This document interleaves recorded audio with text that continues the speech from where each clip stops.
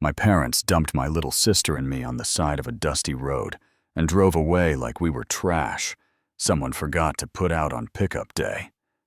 By the time the sun went down, a stranger in a spotless Rolls-Royce had pulled over, and years later, I was holding his hand while he took his last breath, calling him Dad.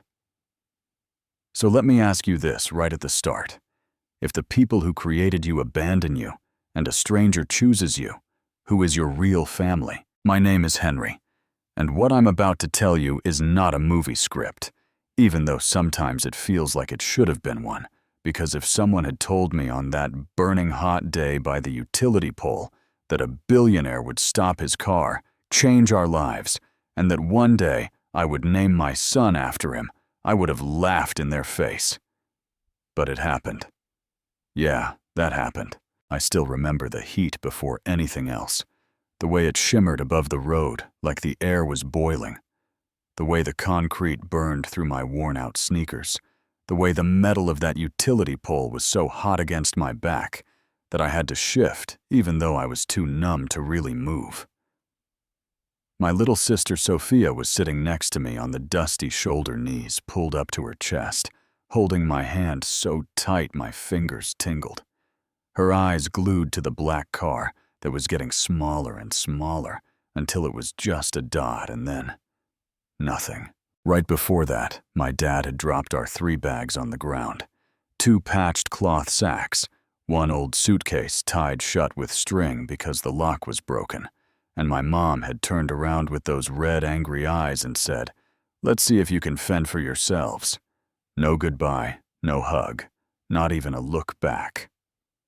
They got in the car, slammed the doors, and drove off. That was it. That was their whole exit as parents. If it were you, what would you have done in that moment? Honestly, Chased. The car screamed, begged, frozen laughed from shock, or just sat down and watched the dust. I lied to my sister. Of course I did.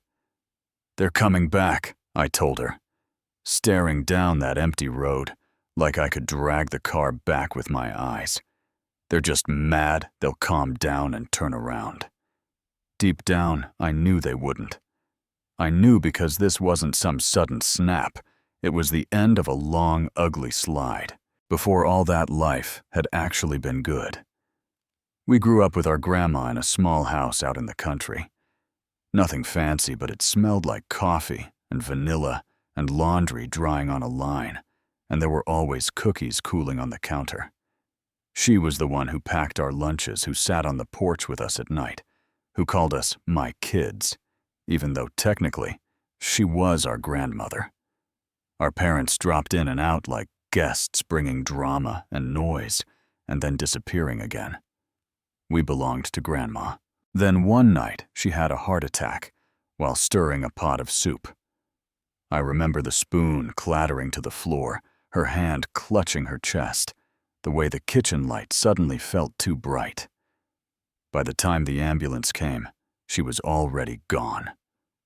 At the funeral, our parents stood outside the church smoking, talking to each other, instead of looking at the coffin like they were waiting for the whole thing to be over so they could move on to whatever came next. They moved into Grandma's house not because they wanted us, but because they wanted the house. Suddenly, we were living with 2 adults who saw us as extra weight attached to a property deed. The food got scarcer. My mom slammed cabinet doors and complained there wasn't enough money to raise 2 mouths. My dad stayed out late, came home to sleep, talked with us as little as possible. We ate bread and butter for dinner more nights than I can count. And then one day, after months of that tension, after one more argument, we didn't even understand, they loaded up their suitcases, shoved ours into the trunk, drove out of town, and dropped us on that road like lost luggage. That's where we were when the Rolls-Royce appeared. At first I thought I was hallucinating. This car was too clean, too shiny, too quiet to be on that cracked stretch of road. It glided, it didn't just drive. It pulled over a few yards away, the engine humming low, and the door opened with this soft click that sounded like money. A man got out in a dark suit that clearly had never met dust shoes polished like mirrors, sunglasses on jaw tight. He just stood there for a moment looking at us, not talking, just taking in the picture. 2 kids, 3 bags, 1 utility pole, no adults in sight. The silence made my skin crawl. Sophia squeezed my hand and leaned back against the pole like she wished she could disappear into it. I stayed sitting because honestly, I didn't see the point in going anywhere. Where was I going to go exactly? Then he walked toward us, slow, deliberate steps, and crouched down. He took off his sunglasses, and I saw his eyes brown, sharp, not cold, not exactly warm either, just focused like he was trying to read a language only we spoke. "How long have you been here?" he asked. His voice surprised me. I'd expect someone dressed like that to sound annoyed, impatient, maybe disgusted. But his voice was calm and weirdly gentle. "A few hours, maybe," I muttered too low, then repeated it louder when he tilted his head. He looked up at the sun like he was double-checking my answer, then glanced at our bags. "Were you traveling?" he asked, and something about the way he said it made it feel like a real question, not just a filler line. I could have lied. I could have said our parents would be back any minute. But the truth just came out. "Our parents left us here," I said, feeling my voice shake. "They said they were leaving and we had to figure things out on our own." His expression barely changed, but his eyes did. They went tighter at the edges like he was holding something back. "Did they say where they were going?" he asked. "No," Sophia answered. For the first time, voice so small, it almost got swallowed by the heat. "They just said they were tired of us and couldn't take it anymore." Let that sink in for a second. Tired of us. Like we were a job they could quit. Do you think that's fair? Is there any universe where that sounds like parenting? "We had our grandmother," I added, throat getting tight, "but she died 5 months ago." He closed his eyes for a second, breathed out slowly, then opened them again with a different look. Something like resolve. "Have you eaten today?" he asked. We shook our heads. We hadn't. The last thing we'd had was a piece of bread and butter tossed on the table the night before, like feeding birds. He stood up and walked back to the car. My heart dropped because in that moment I was sure he was leaving. Sometimes hope hurts more than hopelessness. Instead, he opened the back door, pulled out a bottle of water and a foil-wrapped package, and came back. "Here," he said, handing them to me. "Drink slowly. You're dehydrated. And eat. Please." I hesitated. Looked at Sophia. Grandma had warned us about strangers, but hunger and thirst are louder than any warning. So I opened the bottle, took a careful sip, passed it to Sophia, watched her take 3 big gulps, then drank again. The water was cold. It felt like my body remembered what relief was for a second. When I unwrapped the foil, the smell of fresh bread and deli meat hit me so hard, my stomach growled out loud. He heard it and kind of half smiled. "Go ahead," he said. "Eat." We ate in silence while he stood a few steps away, watching the empty road. The sun slid lower, painting the sky orange and red shadows, stretching the air, cooling just enough to remind me that night was coming. And with it, a whole new kind of fear. Being stuck out there in the dark with my little sister and 3 bags. After a while, he asked for our names. "I'm Henry," I said, pointing at my sister. "This is Sophia." "Nice to meet you, Henry. Nice to meet you, Sophia," he replied almost formally, then added, "My name is Thomas. Thomas." I didn't know it then, but that name would eventually be on my birth certificate, where my father's used to be. It would be the name I'd give my son. It would be the name that changed everything. He looked back at the road again, then at the sky, then at us. "I can't leave you here," he said finally, like he was stating a fact, not asking for permission. "I'm taking you with me." That sentence should have scared me more than it did. 2 kids alone on a road, rich stranger with a car. You know the horror stories. Sophia's nails dug into my arm. I saw doubt flash across her face, and I'm sure she saw it in mine too. But when I looked at Thomas, really looked, I didn't see that predator energy. I saw something I didn't recognize at the time. Guilt, maybe, or recognition. "Where?" I managed to ask, trying to sound braver than I felt. "To my house first," he said. "Then we'll figure out the rest. But you cannot stay here. That's non-negotiable." Sophia and I did that silent sibling thing, a whole conversation in one look. Are we doing this? Do we have a choice? She gave me a small nod like, it can't be worse than this. So I turned back to him and said, "Okay." He picked up 2 of the bags like they weighed nothing, put them in the trunk, placed the third gently on top, then opened the back door for us. The inside of that Rolls-Royce looked like something from another planet. Light leather seats, soft as clouds, small screen on the back of the front seat, little lights everywhere. The second I sat down, the AC hit my sweaty skin and I almost sighed out loud. Sighed. "Seatbelts," he said, glancing back, and he waited until he heard them click before he started the engine. The car moved so smoothly, it felt like we were floating away from that pole, from that version of our lives. We watched through the window as fields turned into small houses, then bigger houses, then real buildings. We were going in the opposite direction of where my parents had driven. That alone felt like some kind of answer. At one point, Thomas asked if we'd ever been to the state capitol. "No," I said. "We always lived with our grandma in the country. Our parents just showed up from time to time. After she died, they had to keep us, and they made it real clear they didn't want to." I felt Sophia start to cry softly beside me.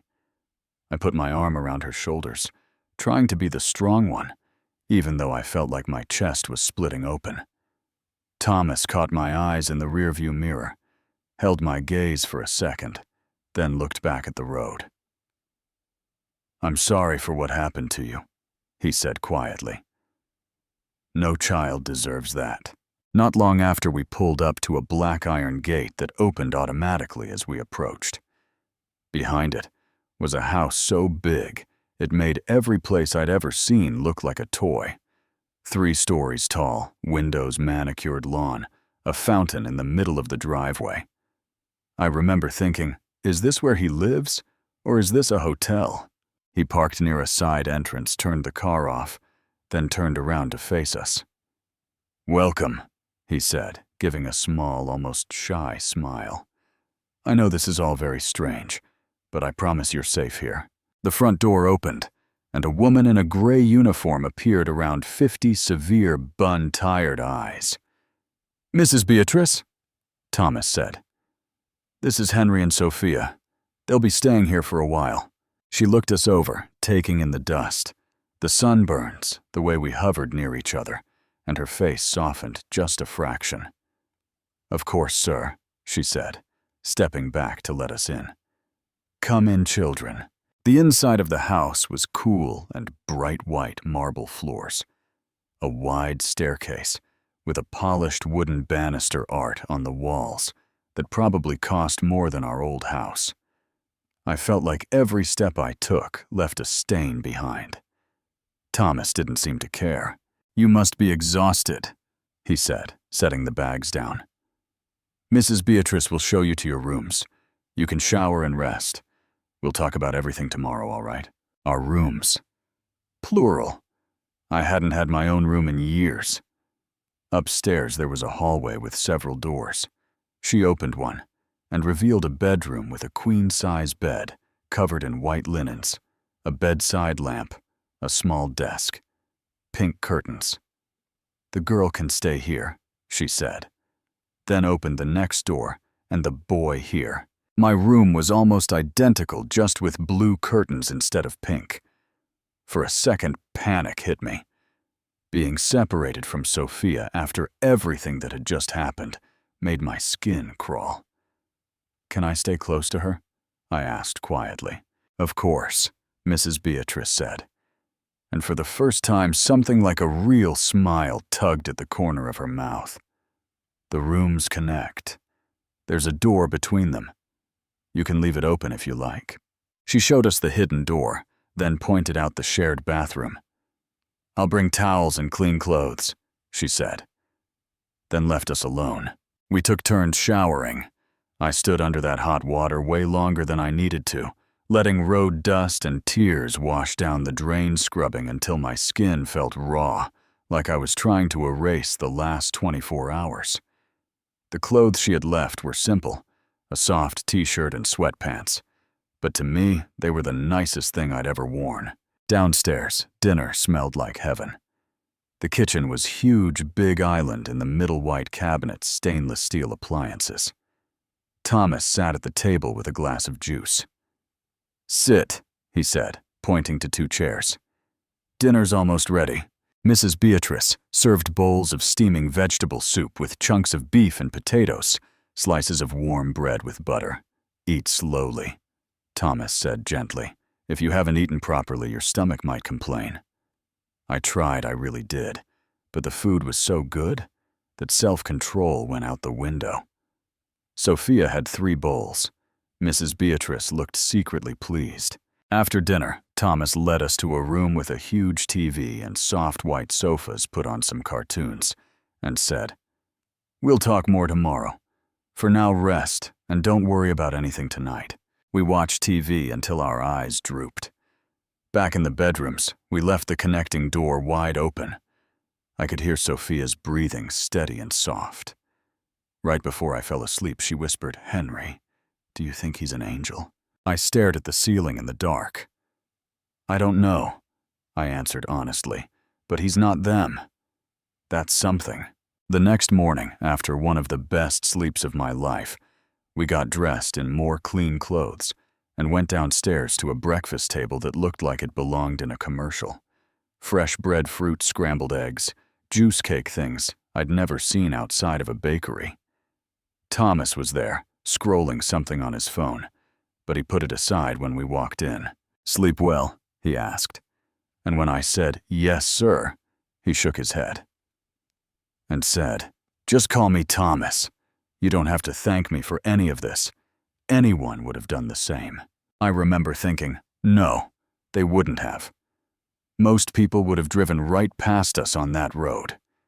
He didn't. After breakfast, he took us into his office. It was big but warm, shelves full of books, a large desk, 2 chairs in front of it. We sat. He took a breath and said, "We need to talk about a few things so I can help you the right way." So we did. Or rather, I did. I told him about Grandma and her heart attack, about the house, about how our parents treated us after she died. The constant complaints about money, the way food disappeared from the fridge, about that last car ride, and how it ended on the side of a road. Sophia cried when I talked about the funeral. He handed her a box of tissues without interrupting. When I finished, the room felt heavy. He sat there for a moment, turning a pen between his fingers. "All right," he said. "Here's what should happen officially. I should call Child Protective Services. They'd probably place you in a shelter until they find your parents or another family. That might mean you and Sophia get separated. Or," that "or" hung in the air like a rope. "Or," he continued, "I can apply for temporary guardianship. You stay here while we sort things out. And if it goes well, maybe we talk about adoption. It'll be a fight with the system. They will investigate me, interview you, check everything about this house. It won't be easy." "Why would you even do that?"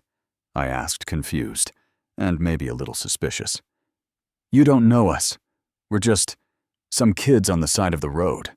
He looked out the window for a long second, then back at me. His voice changed. "Because I know exactly what it feels like to be some kid on the side of the road," he said. "My father left when I was little. My mother died. And I grew up in an orphanage. I know what it feels like when the people who are supposed to protect you either disappear or stay just long enough to hurt you. If someone had stepped in for me the way I wish they had, my life could have been very different, even with all the success I've had. So if I see a chance to be that person for someone else, I'm not walking past it. Pattern interrupt. I didn't see that coming. At all. He didn't push us to answer right then. He told us to go upstairs, think talk, and that he would respect whatever we chose, even if we decided we'd rather go into the system. Nobody had ever put a big life decision in my hands like that before. In my room, Sophia came through the connecting door and sat on my bed. "I like him," she said, a hair still messy eyes. "He's kind.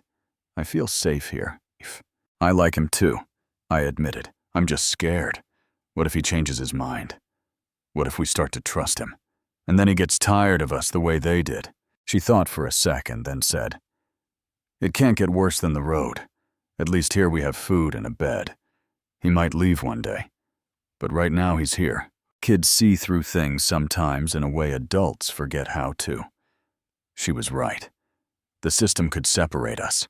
Our parents could show up and drag us back. Or we could take a chance on the man who had already done more in one day than our parents had in years. We went back downstairs. He was in the living room reading. My heart was pounding. "We want to stay," I said, before I could talk myself out of it with you.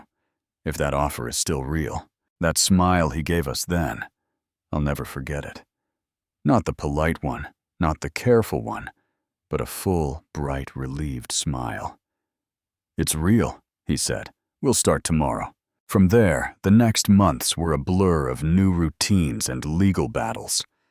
Social workers came to interview us. They inspected the house. They asked Thomas a million questions about why he wanted 2 traumatized roadside kids in his mansion when he could have continued living alone and free. He answered every question calmly, never once making us feel like we were the reason his life got complicated. 2 weeks later, he got temporary guardianship. Just like that on paper, we weren't 2 abandoned kids anymore. We were under the care of a man the courts now recognized as our guardian.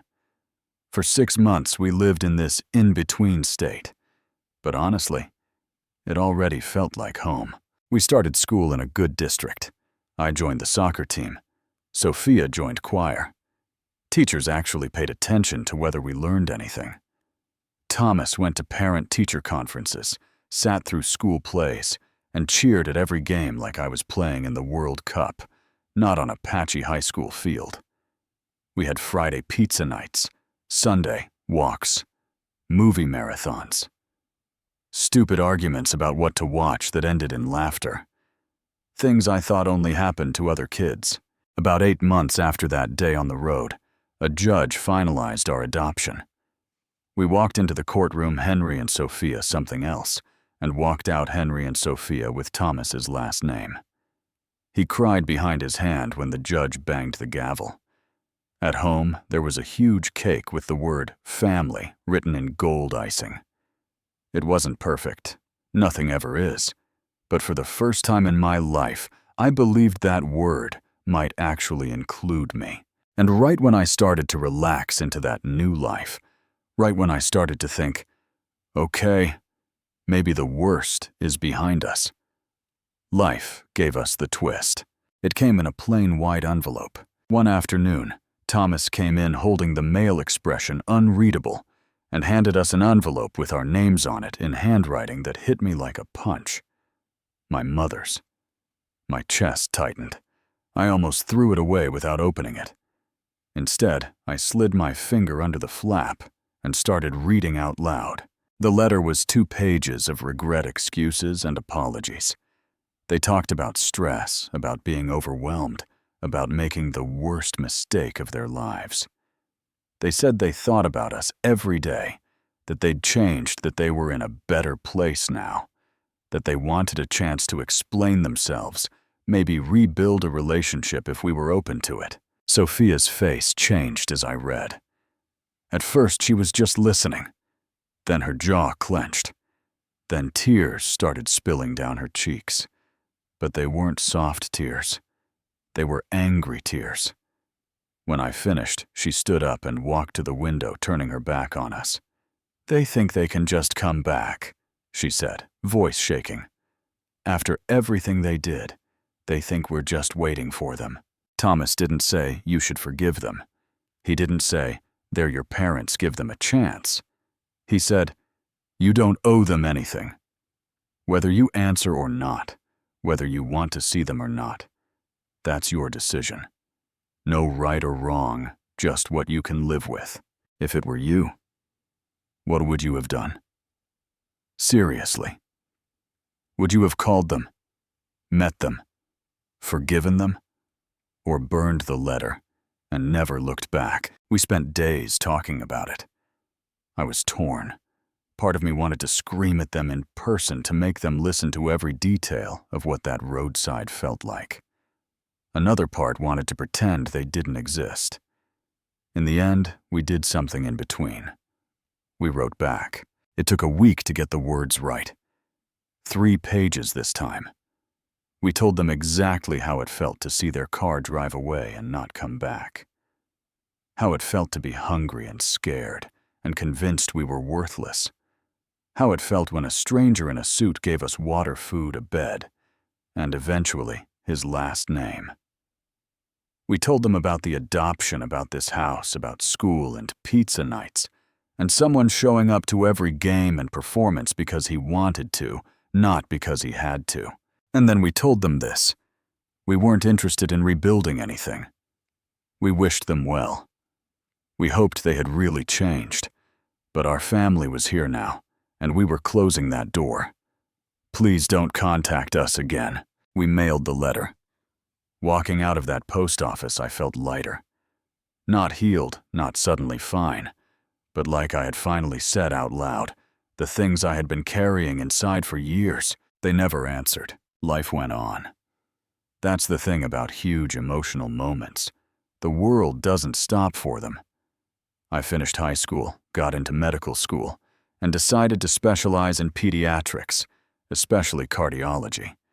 Because somewhere along the way, Thomas's heart started giving us more scares than we wanted. The first time he collapsed, he was at a meeting.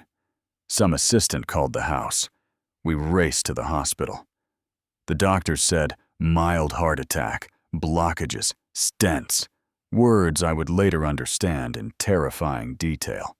Back then, I just heard, we could have lost him. He made it through the surgery, came home, grumbled about hospital food, and promised kind of to slow down. Mrs. Beatrice turned into a health sergeant. Less salt, more vegetables, daily walks. He pretended to hate it. Secretly, I think he liked being fussed over. Meanwhile, Sophia found her thing. She started selling illustrations online, then in small galleries, and eventually opened her own little studio downtown, using some of the money that came from a final unexpected twist with our biological father. A settlement and inheritance after his death that we accepted not as forgiveness, but as fuel for something better. Thomas helped with contracts and leases, stood in the front row at her first show, and told anyone within earshot, "That's my daughter up there." I went through med school, then my pediatric cardiology training, living half my life in hospitals. Somewhere in the middle of all that, I met Camille, a pediatric nurse who could get a smile out of the grumpiest kid and a laugh out of me on nights when everything went wrong. On our third coffee, I told her the road story front to back. She didn't say, "Wow, that's crazy," and then move on. She looked me in the eye and said, "I'm glad he stopped. I'm glad you're here." You know that feeling when someone hears your story and doesn't flinch, doesn't pity you, just accepts it, like a part of you, without making it your whole identity. That was Camille. She met Thomas and Sophia a few months later. Within one weekend, she'd been folded into the chaos like she'd always been there. Thomas watched her with that protective father scanning mode on, then pulled me aside and said, She's special. Don't screw this up. I tried my best not to, I proposed.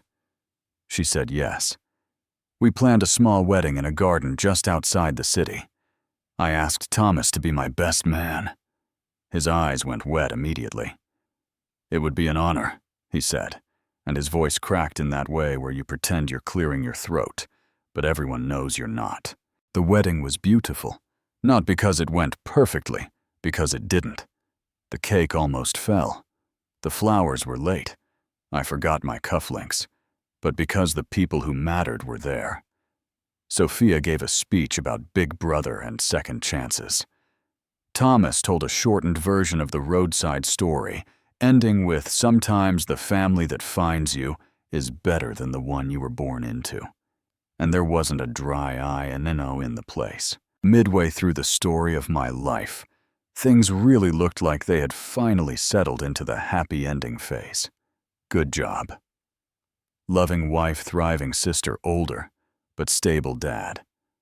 A house full of memories. If this was a movie, the credits could have rolled there. They didn't. Life had more for us. Stick around because what happened next will blow your mind and break your heart at the same time. A few months after the wedding, Thomas collapsed again. This time, it was worse. Another heart attack, more damage, more hospital time. The cardiologist pulled me aside, colleague to colleague, and didn't sugarcoat it. His heart is very weak, he said. We can manage, but we're not talking about decades here. Thomas recovered enough to come home again, moving slower now. Hair almost completely white, getting winded on the stairs. He joked about getting old. I didn't laugh as much as I pretended to. Then Camille told us she was pregnant. We were all sitting in the living room when she said it. Sophia screamed first, then started crying and laughing at the same time. Mrs. Beatrice hugged her so hard, I thought she'd break a rib. Thomas just sat there for a second, processing, then stood up, paced, then stopped. Already read. I'm going to be a grandfather, he kept saying, like he couldn't believe it, even as the words left his mouth. I'm really going to be a grandfather. He started planning immediately. Baby gear, future fishing trips, stargazing lessons, bedtime stories. Every ultrasound he was there, if he could be. When we found out it was a boy, we all went to lunch afterwards, buzzing with excitement. That's when I told him the name. We have a name in mind, I said, looking at Camille, then at him. Thomas Paul. Paul. For the man who gave you your first job and believed in you when no one else would. Thomas, for the man who stopped his car and decided to be our father. His fork hit the plate. He stared at me like he hadn't heard right. Are you sure? He asked, voice barely there. That's a big responsibility to put on a kid carrying my name. We're sure, Camille said, smiling through tears. You changed his life and ours. We want our son to carry that. He walked around the table and pulled us both into a hug in the middle of the restaurant, crying openly. I didn't care who was watching. I hugged him back just as hard. For a while, things felt almost perfect again. He bought baby things we didn't need, showed up with bags of clothes and toys, despite us telling him, we have enough seriously. He just waved us off. Nothing is too much for my grandson. Then, one afternoon in the 7th month, as Camille and I were sorting tiny onesies and arguing about strollers, my phone rang. It was Mrs. Beatrice. I could barely understand her through the sobbing, but I caught enough. Thomas. Collapsed. Hospital. Critical. The world narrowed to those words. We drove as fast as we could to our hometown, that 3-hour drive feeling like 3 days and 3 minutes at the same time. At the hospital, Sophia was in the waiting room, face blotchy, eyes swollen. His heart is very weak, she said, voice trembling. They did what they could. Now we wait. Waiting is its own kind of torture when you love someone. Hours passed. Finally, they let us into his room. Seeing him hooked up to so many machines, skin gray, lips dry, that man who had always been our rock, suddenly looked small. He opened his eyes when he heard my voice, tried to smile. "You came," he whispered. "You didn't have to. You should be with Camille." "I'm exactly where I need to be," I said. Taking his hand, "You're not getting rid of me that easy." We had a few good days, if you can call them that, little pockets of lucidity, where he was almost like himself again, making jokes about hospital food, asking for updates on the pregnancy, talking to the baby through Camille's stomach, promising to teach him all his bad habits. But the truth was there, in the numbers in the scans. His heart was done fighting. The doctors told us what I already knew from the other side of the stethoscope. No more heroics, no more surgeries. Just comfort. Time.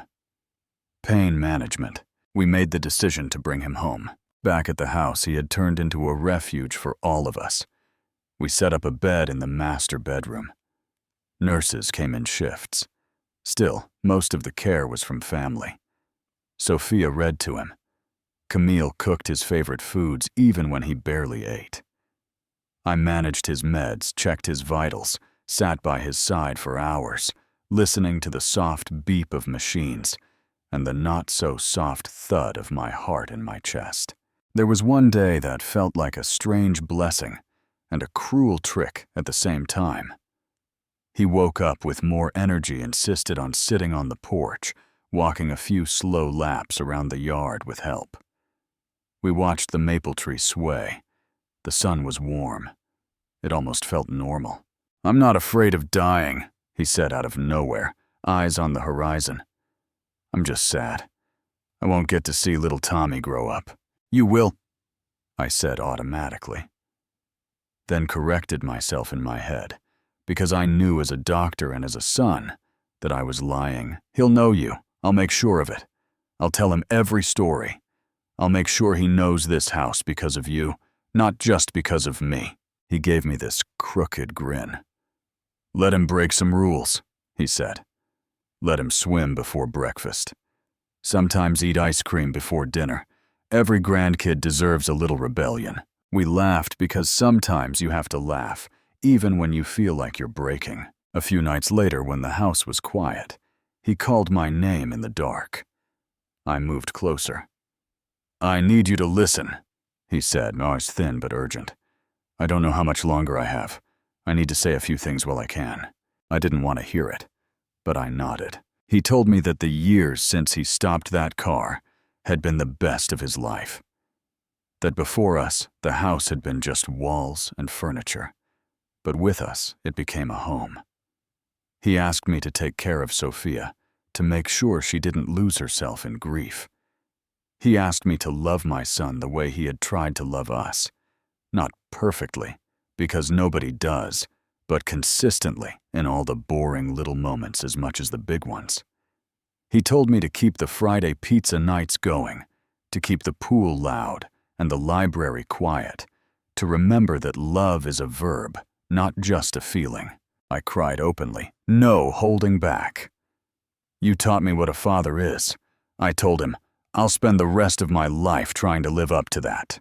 On a Sunday morning, with light filtering softly through the curtains, his breathing changed. Slower. Shallower. We knew. Sophia sat on one side of the bed. I sat on the other, each holding a hand, talking to him. Thanking him, telling him it was okay to rest, even though it felt anything but okay. "Thank you for stopping that day," I whispered, leaning close. "Thank you for choosing us when nobody else did. Thank you for being our dad." He took one last deep breath, and then nothing. The room went so quiet that even the tick of the clock felt loud. Losing someone like that is like having the floor drop out from under you. Part of me was prepared as a doctor. Nothing could have prepared me as a son. The days that followed were a blur of paperwork, phone calls, funeral arrangements. Sophia could barely sign her name without her hands shaking, so I did most of it. We decided to have the service in the backyard, under the maple tree he loved. No cold chapel, no echoing funeral home. Just home. The morning of the service, I went into his office to find a photo for the memorial table. In the top drawer of his desk, there was a blue folder with his neat handwriting on the front, "If the day ever comes." My hands shook as I opened it. Inside, there was one letter addressed, "To my kids." I took it outside and read it in front of everyone. Family, friends, people whose lives he had touched in ways I didn't even know about. In the letter, he thanked us for choosing him back. He told us to keep pizza Fridays. He reminded us that the pool should always be loud in summer, and the library should always be a quiet place to hide with a book. He told me where to find Mr. Paul's old watch, and said I should wear it whenever I needed courage. He joked that the Rolls-Royce was for us to argue over, and that we should settle it by taking turns driving it to places that mattered. And at the end, he asked one thing, that if we could bear it, we take him back to that road where we all met. If not physically, then in story. We buried his ashes at the base of the maple tree and put up a small plaque that read, "To the families we choose." For a while, grief was like a fog around everything. Some days it was just a thin haze. Others, it was a storm. Sometimes it hit out of nowhere. A smell, a joke. He would have laughed at an empty chair at the table. I'd find myself in his office holding that letter, running my thumb over his handwriting, like it could bring him back. Then right when loss felt like the only thing in front of us, life reminded us that it doesn't stop for anyone. 2 weeks later, in the middle of the night, Camille shook my shoulder and said, "Don't panic, but I think it's time." Contractions. A month early. The hospital bag was half packed. The car seat was still in the box. It didn't matter. We rushed around, grabbed what we could, and drove to the hospital with Sophia barking orders from the back seat, and Mrs. Beatrice somehow managing to find things we'd forgotten in a matter of minutes. Labor was long, but in the end, complicated. Just before dawn, our son entered the world red-faced and furious, yelling at the top of his tiny lungs. The doctor laid him on Camille's chest, and I swear the whole room shrank down to the three of us. "Hi, little man," I whispered, my voice shaking. "Welcome to the world." We named him Thomas Paul. Paul for the man who had helped my father figure when he was just a lost teenager. Thomas for the man who had helped us when we were lost kids on a road. Some names aren't just names, they're promises. On the second night, Camille finally slept, and a nurse left me alone with him in the dim room. I sat in the chair, my son on my chest, listening to his soft breaths and the distant sounds of hospital life. "You're going to hear a lot of stories about your grandpa," I told him quietly. About the road, the house, the pool, the way he always yelled louder than anybody else at my games. You were wanted. You were waited for. And you're named after a man who chose us when he didn't have to. We brought him home into the nursery Sophia had painted by hand. Stars, moons, constellations on the walls. She walked in, took one look at him, then laughed through tears and said, "He looks like a little potato." Honestly, she wasn't wrong.